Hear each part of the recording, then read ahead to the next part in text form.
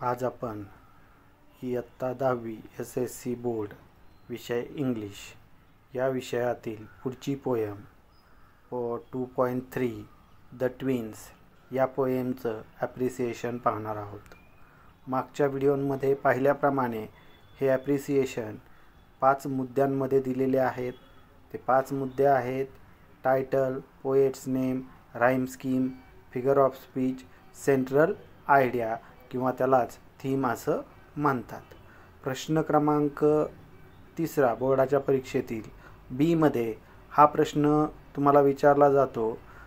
Read the following poem and write appreciation of the poem. त्या ठिकाणी तुम्हाला हे ॲप्रिसिएशन लिहायचं असतं. तर आपण आज या द ट्विन्स या पोएमचं ॲप्रिसिएशन आता पाहणार आहोत. चला तर मग आता सुरुवात करूया. पहिले 2 मुद्दे आधी आपण क्लिअर करूया. पहिला मुद्दा आहे टायटल. टायटल शक्यतो पूर्ण वाक्यात लिहा. नुसतं टायटल लिहिण्याचं टाळा. ते पूर्ण वाक्यात असलेलं कधीही चांगलं. मग या पोएमचं title. The title of the poem is the twins.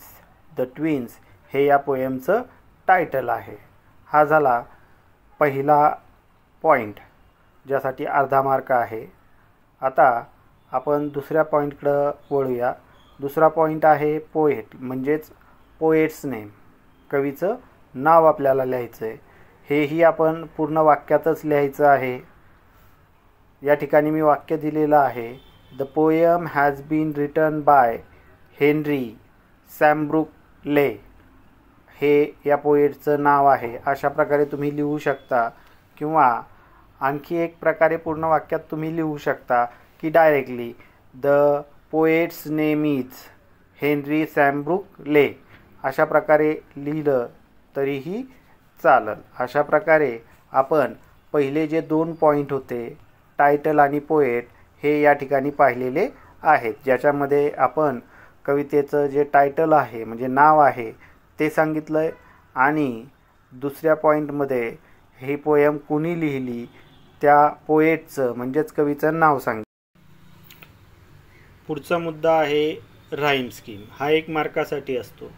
मी मागच्या पोएमच्या ॲप्रिसिएशनमध्ये पण सांगितलेलं आहे की जनरली 2 किंवा 3 पॉईंट या राईम स्कीममध्ये आले पाहिजे. पहिला पॉईंट म्हणजे कंटिन्यू राईम स्कीम आहे की नाही.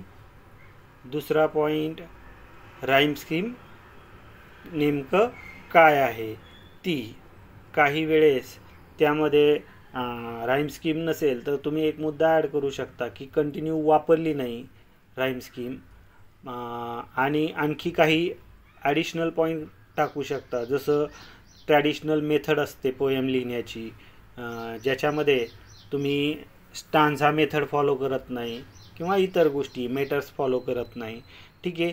आता आपण या पोएमचं राईम स्कीम पाहणार आहोत.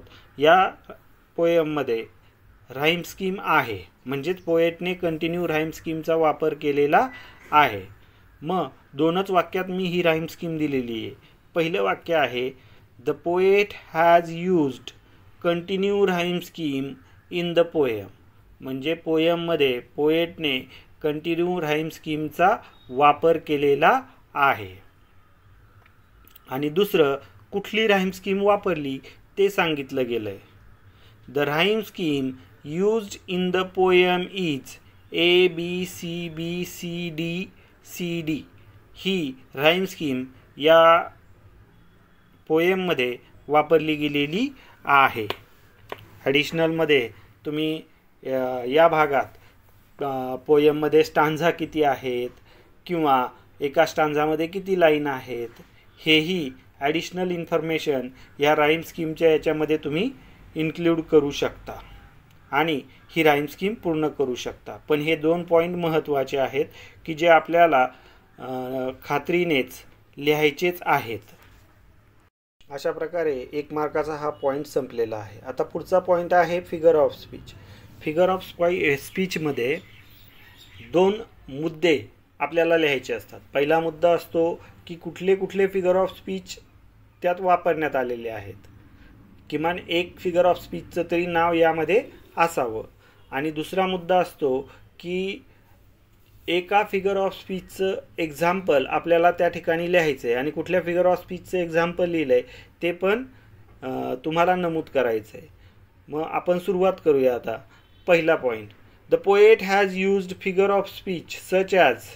पोएटने खालील फिगर ऑफ स्पीच वापरलेले आहेत, जसे की अलिट्रेशन, हायपरबोल, टॉटॉलॉजी, पण, पर्सॉनिफिकेशन इन द पोएम. म्हणजे या पोएममध्ये हे फिगर ऑफ स्पीच वापरण्यात आलेले आहेत. आता हेच वाक्य तुम्ही वेगळ्याही प्रकारे लिहू शकता, फक्त सेंटेन्स मिनिंगफुल असणं आवश्यक असतं. म्हणजे उदाहरणार्थ मी म्हटलं the poet has used figure of speech such as. तुम्ही लिहू शकता the poem include figure of speech such as. पोयममध्ये या फिगर ऑफ स्पीचचा समावेश आहे. किंवा दुसऱ्याही प्रकारे लिहू शकता the figure of speech, alliteration, tautology, hyperbole, pun and personifications are used in the poem. हे वापरण्यात आलेले आहेत. फक्त ते अर्थपूर्ण असलं पाहिजे आणि तुम्हाला जे फिगर ऑफ स्पीच वापरण्यात आलेले आहेत त्यांची नावं याच्यामध्ये इन्क्ल्यूड असली पाहिजे. हा झाला पहिला पॉईंट. आता या ठिकाणी आपण पाहिलं ॲलिट्रेशन, हायपरबोल, टॉटॉलॉजी, पण आणि पर्सॉनिफिकेशन 4 एक्झाम्पल आहेत. त्यातलं एकाचं आपल्याला एक्झाम्पल घ्यायचं आहे जे पुढच्या या पेजवर आपल्याला दिसत आहे. मी एक एक्झाम्पल दिलं आहे. मग दुसरा पॉईंट आता स्टार्ट करूया.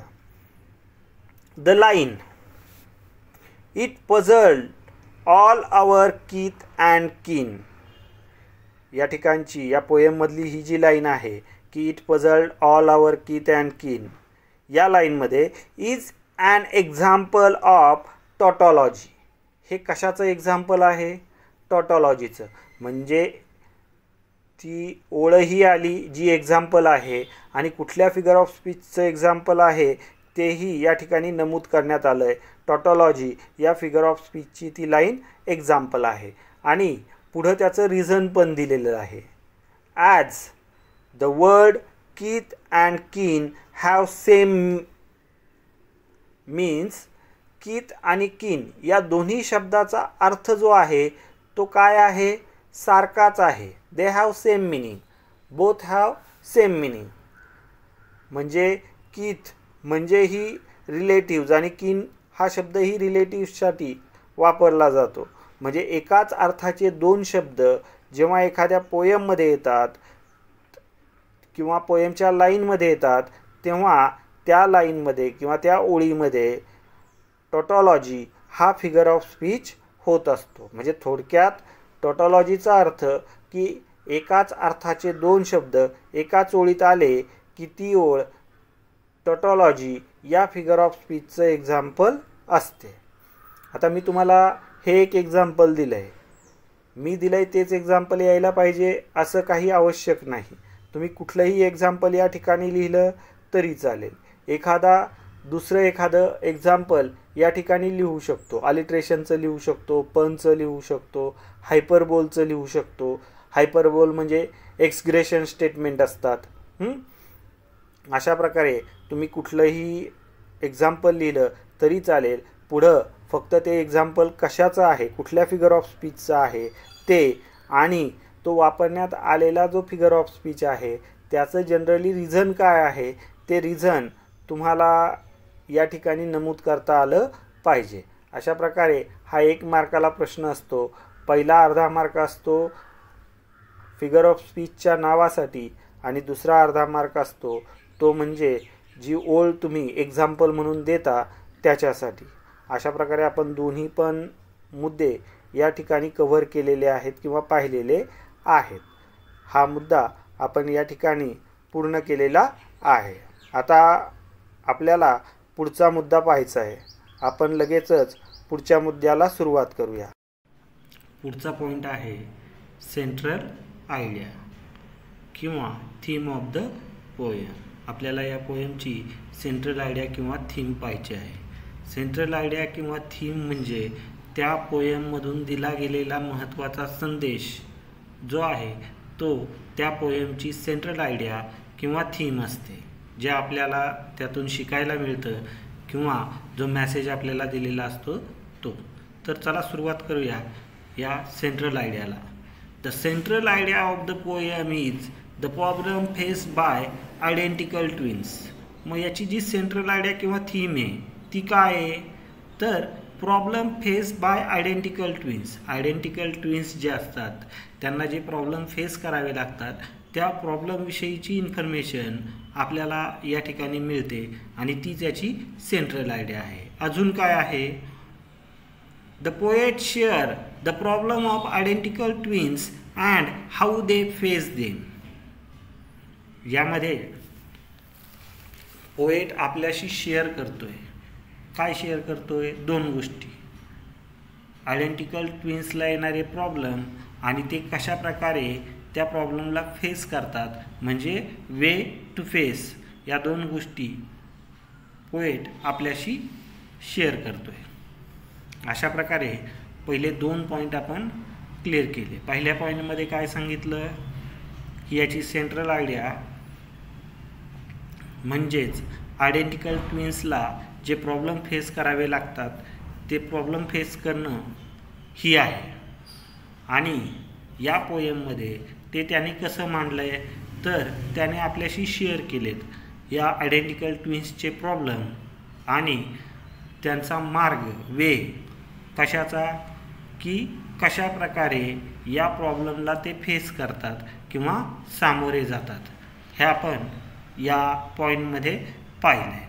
आता या सेंट्रल आयडियाचा राहिलेला जो भाग आहे तो आपण नेक्स्ट स्लाइडमध्ये बघणार आहोत.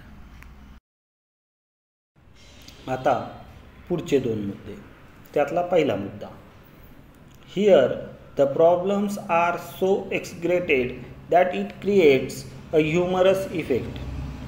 म्हणजे या ठिकाणी जे प्रॉब्लेम दाखवले गेलेत ते किंवा सांगितले गेलेत ते खूप एक्सग्रेटेड केलेत, म्हणजे अति करून सांगितले गेलेत, अतिशयोक्ती केली गेली आणि त्याच्यामुळं हे जे प्रॉब्लेम आहेत ते या ठिकाणी एक ह्युमरस इफेक्ट क्रिएट करतात किंवा पोएमला ह्युमरस इफेक्ट देतात. असं जरी असलं की एक्सग्रेशन जरी असलं तरी पुढच्या पॉईंटमध्ये काय सांगितलं आहे पहा, but the poet achieve balance for a moment by the logic of his argument. म्हणजे त्याने जे काही आर्ग्युमेंट केले जे एक्सग्रेटेड आहेत त्याला त्याने जे काही लॉजिक दिलं आहे त्या लॉजिकच्या साह्याने त्याने त्या स्टेटमेंट बाबतीत बॅलन्स एका क्षणाला निर्माण केलेला आहे. म्हणजे ते अगदी एक्सग्रेटेड आपल्याला वाटत नाहीत, अशा प्रकारचा बॅलन्स त्याने त्या ठिकाणी निर्माण केलेला आहे आणि ते त्याच्या आर्ग्युमेंटला दिलेल्या लॉजिकच्या साह्याने. अशा प्रकारे आपण पाहिलं की 4 मुद्द्यांमध्ये याची सेंट्रल आयडिया सांगितली गेली. तुम्ही या मुद्द्यामध्ये त्याचं स्ट्रक्चर जे आहे त्याबद्दलही इन्फॉर्मेशन लिहिली तरी चालू शकते, पण 4 मुद्दे किमान यायला हवेत. ते 6 ते 8 ओळींमध्ये ती असायला हवी. मग आता कुठले 4 मुद्दे आहेत? पहिला मुद्दा की याची जी सेंट्रल आयडिया किंवा थीम आहे ती काय आहे, problem face by identical twins, ही त्याची सेंट्रल आयडिया आहे. दुसरा, आपण दुसऱ्या पॉईंटमध्ये काय पाहिलं आहे की कुठले कुठले प्रॉब्लेम हे आयडेंटिकल ट्विन्स फेस करतात ते या पोएममध्ये शेअर केले गेलेत. आणि दुसरं म्हणजे त्याचा मार्ग, कशाचा मार्ग, टू फेस देम. आणि आयडेंटिकल ट्विन्स त्याला कशा प्रकारे त्या प्रॉब्लेमला फेस करतात त्याचा मार्गही याच्यामध्ये सांगितला गेला आहे. हा झाला दुसरा मुद्दा.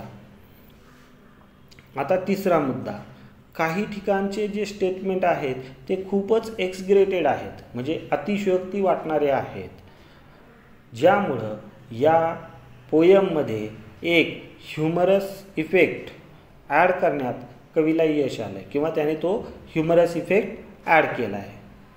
आणि शेवटचा आणि चौथा मुद्दा असं असलं तरी त्याने यामध्ये एक बॅलन्स क्रिएट केला आहे आपल्या लॉजिकच्या साहाय्याने, जे त्याने त्याच्या आर्ग्युमेंटच्या बाबतीत दिलेलं आहे.